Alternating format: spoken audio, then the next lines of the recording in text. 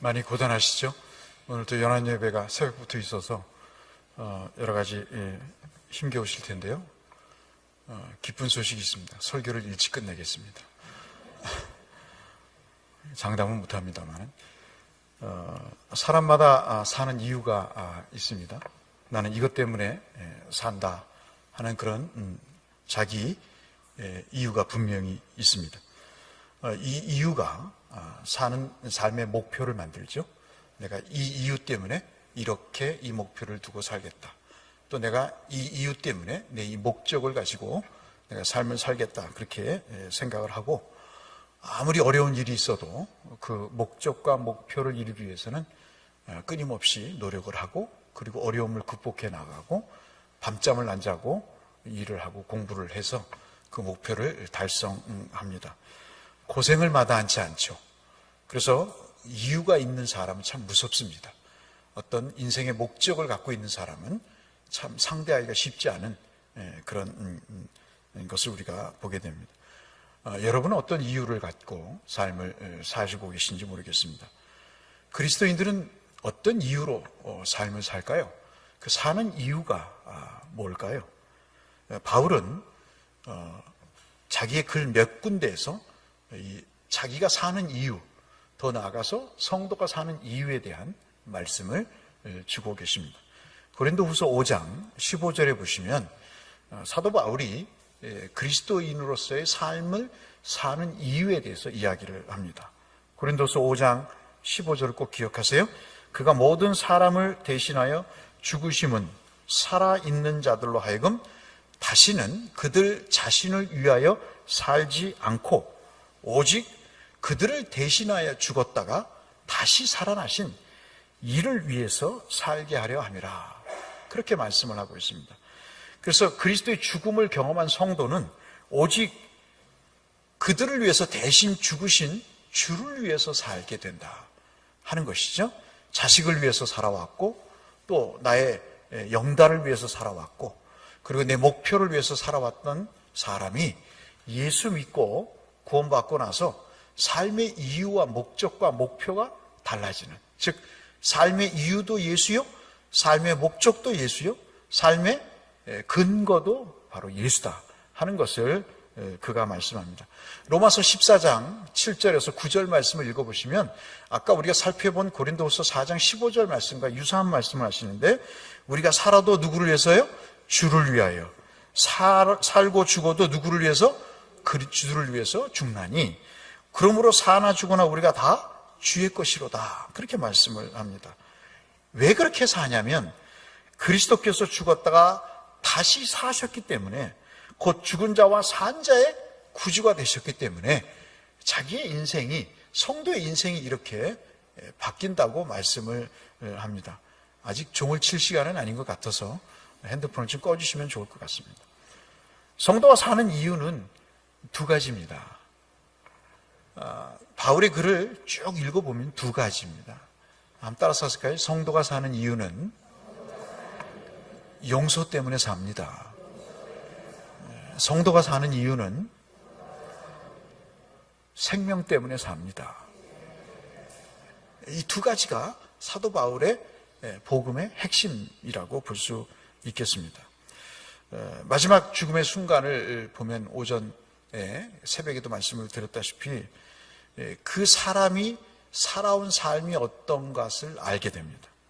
마지막 어떤 사람이 죽어가는 모습, 그 모습을 보면요, 그 사람이 어떤 이유를 가지고 살았는지, 어떤 목적과 목표를 갖고 살았는지를 알 수 있습니다.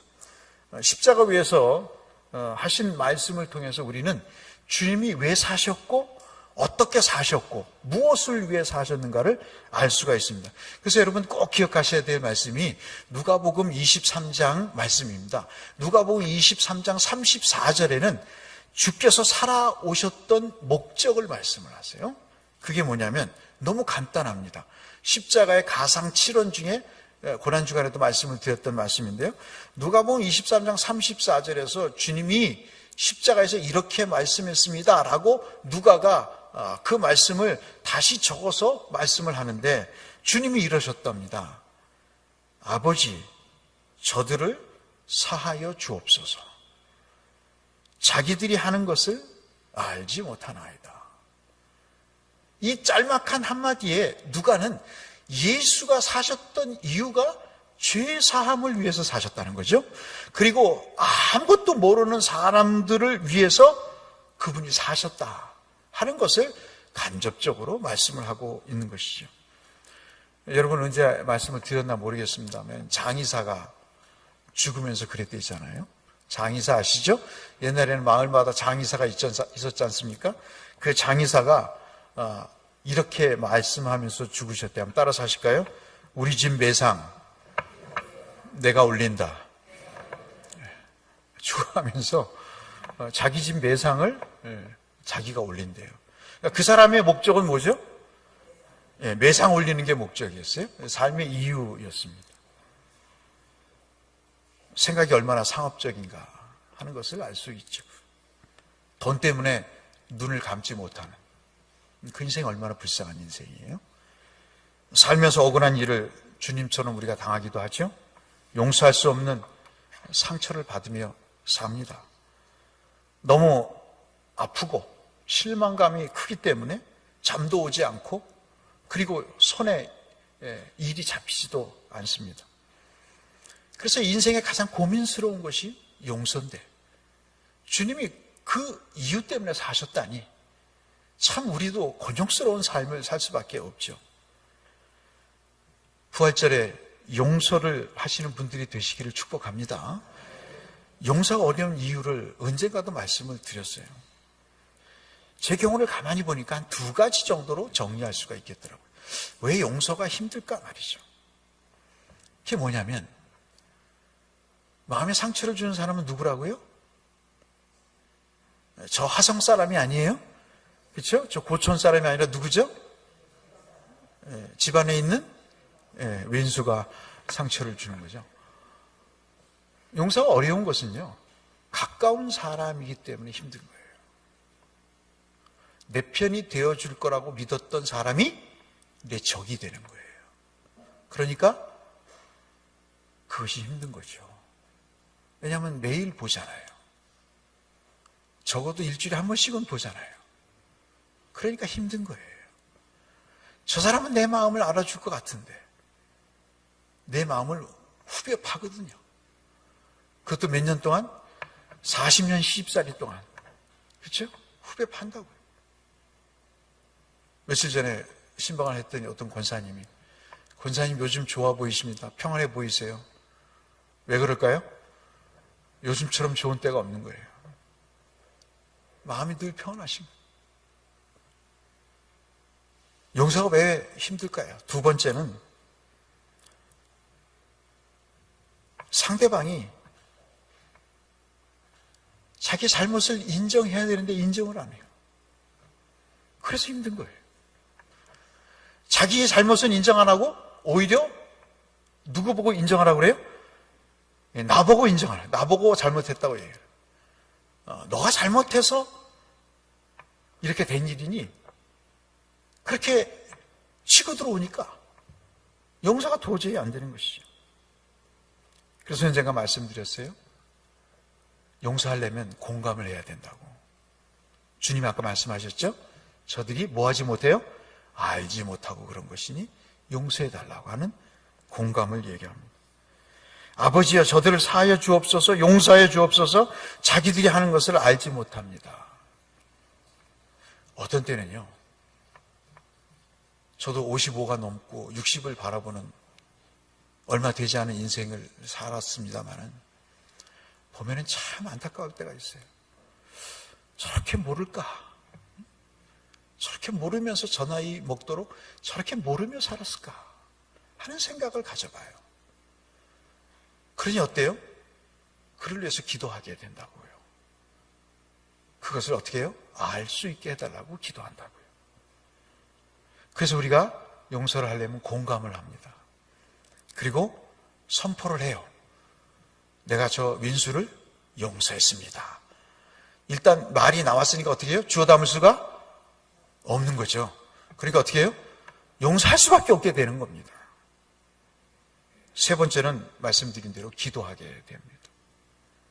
용서를 위해서 기도하게 되는 것이죠. 기도하면요, 한번 따라서 하실까요? 기도하면 성령께서 없던 용서의 마음을 주십니다. 이게 감동이에요. 기도하면요, 그보다 더 악질이었던 내 모습이 보이기도 하고요, 내가 그 사람을 상대하면서 말로 싸웠었을 때 깨닫지 못했던 면들이 기도할 때 생각이 나요. 나도 적어도, 한번 따라서 하실까요? 적어도 나도 똑같았네요. 네. 적어도 나도 쌤이다. 저 사람하고 나도 쌤이었다. 저놈이 나보다 못한 줄 알았는데 기도하면서 느끼는 게 뭐라고요? 적어도 저 사람 같이 비슷했다 이거죠. 비슷했다. 그러니 더 기도하면 어떻게 돼요? 저 사람보다 더 못한 내 모습이 보여지는 거죠. 용서가 주는 결과는 마음의 기쁨이라고 말씀드렸습니다. 참 편해요. 옛날에는 정말 잠이 안 왔어요.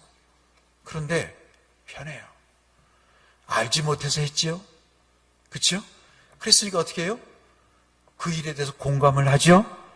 그리고 용서하겠다고 선포를 했으니까 빼도 박도 못하죠? 거기다 기도를 하니까 성령께서 너는 더 악질이다 그러시니까 어떻게 해요? 용서가 이미 끝난 거예요. 그리고요, 그러니까 마음이 편하고 그러다 보니까 파생적인 힘이 생겨요. 기적이 생긴다고요. 나한테 한 번도 존경하지 않다고 했던 사람이 참 대단하십니다. 몰랐는데 그런 면이 없는 줄 알았는데 이런 면이 있었군요. 당신에게 이런 면이 있었군요. 한번 따라서 하실까요? 당신에게 이런 면이 있었군요. 이 얘기를 할 때는 혼자 얘기하는 게 아니라 옆에 분을 보고 얘기하시는 거예요. 권사님 이런 면이 있으셨군요. 한번 해보세요. 시작. 그럼 또 대답하시죠. 나는 이런 면이 있었어 옛날부터. 뭘 그걸 또 따라서 하세요 그렇게. 그걸 안 하셔도 되는 거를. 한번 따라서 하실까요? 용서엔 기적이 있습니다. 네. 참 저는요 제가 언제 말씀드렸나 모르겠는데 뉴송 철치라고 하는 교회가 있어요. 새로운 노래 교회, 새로운 찬양 교회라는 교회에 데이빗 깁슨이라는 목사님이 계셨어요. 일기를 쭉 쓰시는데 사역의 일기를 쓰시거든요. 쓰시는데 어느 날 밤이 됐어요. 그 목사님인지 밤을 이제 맞이해서 주무시기 전에 일기를 쓰는데 아버지 어머니께서 자기를 버리고 떠난 날이에요. 그러니까 돌아가신 게 아니고 그 목사님을 버리시고 간 날이에요. 몇 개월 전에 아버지 이름이 세비 블레저라는 사람이에요. 그 아버지가 썼던 차의 그 시트 밑을 이제 청소를 하다가 카드를 하나 이 깁슨 목사님 발견했어요. 어머님이 이 아버지를 의심을 했어요. 여자가 있다는 의심을 하셨어요. 근데 그 목사님 아버님이 카드에 쓴 거예요. 나는 내 아내 말고 다른 여자를 사랑한 적이 없다. 라고 쓴 거예요. 아버지가 떠난 다음에 아버지 차를 세차하다가 그 카 시트 밑에서 그 카드를 발견을 한 겁니다. 어머님의 의심에도 딴 여자를 만나지 않았다는 말씀이 거기에 적혀 있었습니다. 그런데 희한한 일이 있어요. 그 카드를 찾아낸 이후에 다른 여자가 자기 목사님의 아버지에게, 이분이 아직 목사님 되시기 전인데 그 목사님의 아버지에게 보낸 발렌타인데이 때 카드가 보였습니다. 문을 잠그고 깁슨 목사님이 침대에 엎드려서 울기 시작했습니다. 이것이 15살의 이야기입니다. 그때부터 아버지가 가끔 찾아오지만 만나지를 않았습니다. 어머니께서 아버지가 쓰시던 차 안에 들어가서 그 발견된 카드 시트를 칼로 찢기 시작을 하는 장면을 이 깁슨 목사님이 목격을 한 겁니다. 이웃들이 그 광경을 봤어요. 경찰들이 몰려왔습니다. 아버지가 변호사에게 전화를 했습니다. 이 마누라가 내 차를 흠집내고 있다고. 미국 사람들 대단하죠? 그건 그거고 이건 이건 거예요. 차를 아무리 해도 아무리 속을 썩였어도 어떻게 해요? 내 차를 손해본 것은 변호사를 사서 소송을 걸겠다. 하여튼 희한한 사람들이 백인이에요. 그때 아버님이 깁슨 목사님에게 이렇게 얘기했습니다. 아버지에게 깁슨 목사님이 얘기했어요. 한 번만 더 어머니를 터치하면 당신을 죽여버릴 거야. 15살 된 아이가 자기 아버지에게, 생부에게 한 번만 우리 엄마 건드리면 죽여버릴 거야. 당시 그 깁슨 목사님 속에는 적개심과 분노가 차 있었습니다. 그리고 대학 2학년이 됐습니다. 풋볼 구장을 산책하듯 돌아다니는데, 미국의 대학마다 풋볼 구장이 있거든요. 하나님께서 자기에게 음성을 들려주시더라는 거예요.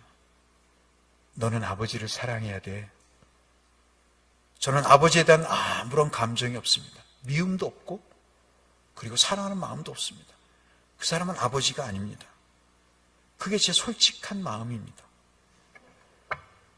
그래도 너는 너의 아버지를 사랑해야 된단다. 저는 아무 감정 없다니까요. 중요한 것은 감정이 아니다. 사랑은 헌신이야. 내 아들 예수가 감정이 있어서 십자가를 진 줄 아니? 할 수만 있다면 이 잔이 내게서 지나가기를 원했지만 너에 대한 헌신 때문에 십자가를 진 거야. 너도 너의 아버지에게 그렇게 헌신해야 된다. 그 음성을 듣고, 우리와는 좀 시각이 좀 다른 목사님입니다만, 그 음성을 듣고 아버지에게 전화를 했어요. 크리스마스 때 뵙고 싶다는 전화를 드렸습니다. 아버지께서 새 부인과 함께 나타났습니다. 아버지의 눈을 쳐다보면서 이야기를 했습니다. 아버지, 죄송합니다. 저는 아버지께 좋은 아들이 아니었습니다. 저를 용서해 주시겠습니까? 그때 키가 6피트나 되는 덩치 큰 아버지가 벌떡 일어나더니 울기 시작했다고 그 글에 썼더라고요. 데이브, 이제 그 깁슨 목사님의 애칭이 데이브인데, 데이브, 나를 용서해 다오. 그 일이 있고 나서 아무 감정 없이 또 수년을 지났습니다. 사역 때문에 이제는 목사님 되어서 태국으로 사역의 삶을 살다가 아버지와 통화를 했습니다. 65세 아버지가 은퇴를 하셨는데, 은퇴를 앞두고 백혈병 진단을 받았다는 소식을 의사로부터 듣게 됐습니다. 애리조나의 병원으로 이 깁슨 목사님이 달려갔습니다. 살이 쭉 빠져있는 아버지를 발견하는 순간 포옹을 하면서 사랑한다고 했습니다. 그러면서 아버지의 새 부인을 모시겠습니다. 그렇게 깁슨 목사님이 말씀하셨답니다. 이제는 아버지를 향한 느낌이 많다고 얘기를 했습니다. 감정이 전혀 없었는데 이제는 그 백혈병에 걸린 아버지, 살이 쫙 빠진 아버지를 보면서 아버지에 대한 새로운 감정이 솟아나기 시작한 것이죠. 오래전 교회를 떠나 있던 아버지가 전화가 하셨더래요. 성경을 사줄 수 있겠니? 라고 부탁을 하셨대요. 그래서 성경을 사드렸고 몇 주 후에 만났을 때 아버지가 이렇게 말씀하셨더래요. 신약을 다 읽었다. 그러시더래요. 하나님께서 그렇게 말씀하시는 것 같아서 네가 너무 내 곁을 오래 떠나고 있었다. 내 곁을 너무 오래 떠나 있었다라고 말씀하시다고 이 아버지가 아들 목사님에게 얘기를 했습니다. 그런 일이 있고 나서 몇 달 후에 아버지께서 돌아가셨습니다. 그리고 마지막 아버지께서 돌아가실 때 하나님이 나를 용서하신 것 같아. 이 한마디 말씀 남기시고 운명하셨답니다. 그 목사님이 마지막 글에 아버지를 용서했더니, 한번 따라서 하실까요? 아버지를 용서했더니 하나님과 아버지가 화목되셨습니다. 이것이 부활의 주님이 우리에게 주시는 용서의 기적과도 같은 것이었습니다. 원수는 아버지였지만, 용서해야 될 대상은 아버지였지만, 아무런 감정 없이, 지금 역시 그러고 사시나요? 혹시 싫은 사람을 아무런 감정 없이 그냥 그렇게 대하시나요? 그냥 없는 사람처럼 그렇게 대하시나요? 서로 싸우지도 않고 말을 걸지도 않고 그냥 없는 투명인간 같이 그렇게 지내시나요? 용서하십시오. 그리고 그에게 말을 한번 걸어보십시오. 그러면 우리의 마음에 기적이 생깁니다. 수고하셨다는 말씀, 사랑한다는 말씀, 내가 기도하고 있다는 말씀 한번 해보세요. 그러면 뱉은 말은 다시 주워 담을 수가 없는 거죠. 그러니까 어떻게 해요? 용서하지 않을 수가 없고, 내가 기도한다고 했으니까 이길성 원사님 어떻게 해요? 기도하지 않을 수가 없는 거죠. 그렇죠. 이게 성령의 인도하시는 거죠. 용서는 그러한 기적을 만들 줄로 믿습니다. 오늘 본문의 말씀은 또 한 가지 말씀을 합니다. 성도가 사는 이유가 생명이 때문에 산다고 이야기를 합니다. 하나님은 인생을 한 번 죽고 죽음은 죽음으로 끝나지 않고 그 후에는 뭐가 있어요? 심판이 있다고 말씀하시죠?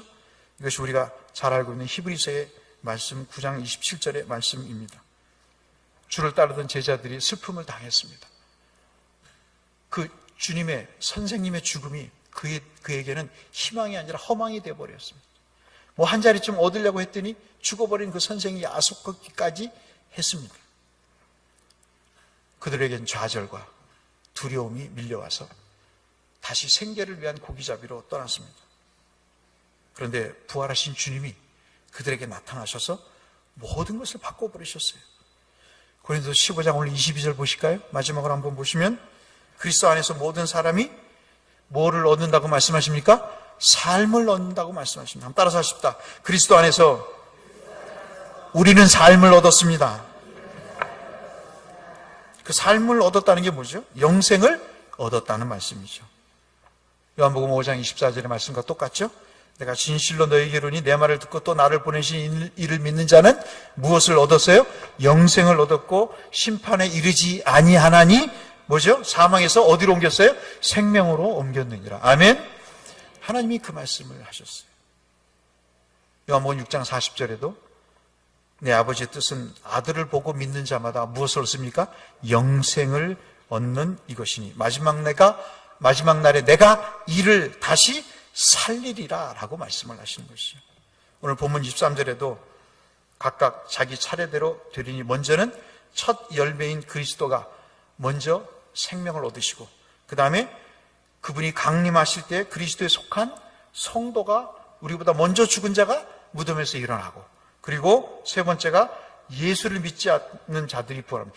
기억하십시오. 예수를 믿지 않는 자들도 부활합니다.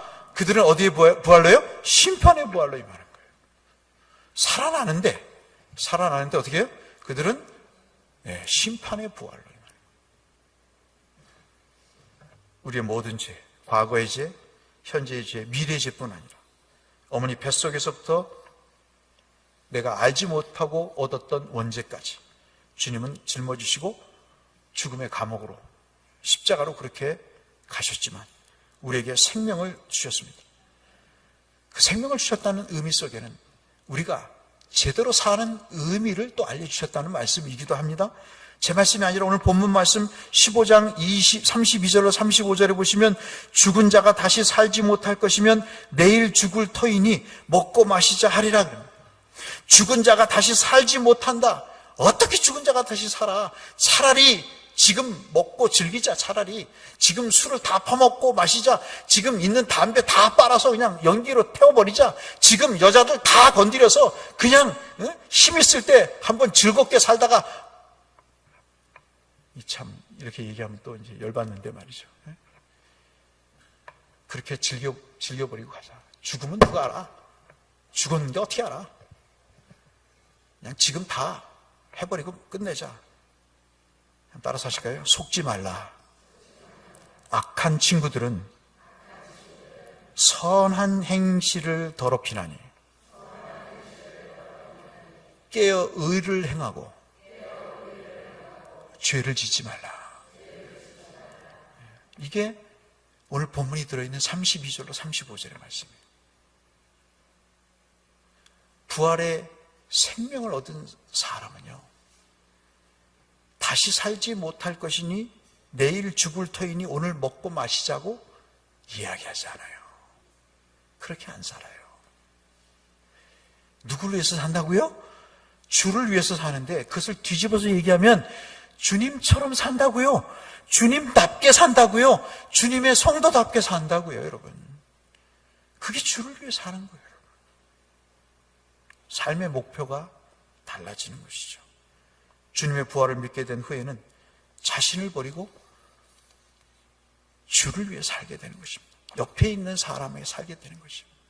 옆에 있는 사람과 원수 맺고 사는 게 아니라 그 사람의 손을 한 번 더 잡아주고, 그 사람에게 한 번 안부를 물어주고, 그 사람을 위해서 기도를 한 번 해주는 사람으로 살게 된다고요, 여러분. 그것이 부활의 주님을 믿는 성도의, 생명을 얻은 성도의 사는 삶의 의미가 바뀌어가는 변화의 모습인 것이죠. 그래서 빌립보서 3장 7절로 9절에 말씀하시잖아요. 무엇이든지 내게 유익하던 것을 내가 그리스도를 위하여 다 뭐로 여겨요? 해로 여길 뿐더러 또한 모든 것을 해로 여김은 내 주 그리스도를 아는 지식이 가장 고상함임을 알미라. 그리스도가 내 죄를 십자가에 돌아가셨다는 것을 아는 게 아니라, 여기서 그리스도를 아는 지식은 그리스도께서 어떻게 살라고 우리에게 말씀하시는 그 뜻을 따라 살게 된 것이 가장 고상한 것임을 알게 됐다는 거죠. 그러니까 여러분, 인심 없던 사람이 예수 믿고 나면 인심이 좋아지는 거예요. 콩 한 조각도 나눠 먹지 않는 사람이 콩 한 조각도 나눠 먹는 사람이 된다고요. 제가 말씀드렸잖아요. 홍정길 목사님이 얼마나 성자예요. 그 양반이요, 우리 박 장로님처럼 양주양집 아들이었다니까요. 예? 막걸리 마시고 동동주 마시고 신발짝 벗어가지고 그 고아원에 있는 애들 때리고, 예? 위세를 떨면서 내가 부잣집 아들이라고 행세를 했다고요. 그분이 누가 되셨다고요? 목사님이 되셨다고요. 그러니까 아침에 어떤 집회가 있어서 갔는데 어떤 목사님이, 홍정길 많이 들어본 이름인데 목사님이 기도하시겠습니다 라고 기도를 하시는데 너무 기도가 은혜가 되는 거예요.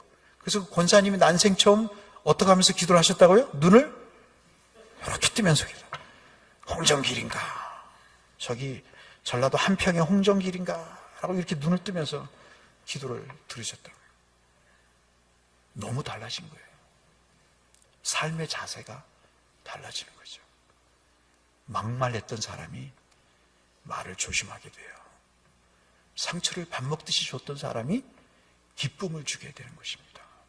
그것이 부활을 만난 주님의 말씀이고 또 주님을 만난 성도의 모습이라고 말씀하고 있습니다. 오늘 결론의 말씀, 성도가 사는 이유는 용서받았기 때문에 사는 겁니다. 그리고 용서하기 위해서 사는 겁니다. 생명을 얻었기 때문에 사는 겁니다. 생명을 선포하기 위해서 사는 것입니다. 이것이 우리가 사는 이유가 되겠습니다. 이 은혜가 우리 모두에게 있기를 주의 이름으로 축원합니다.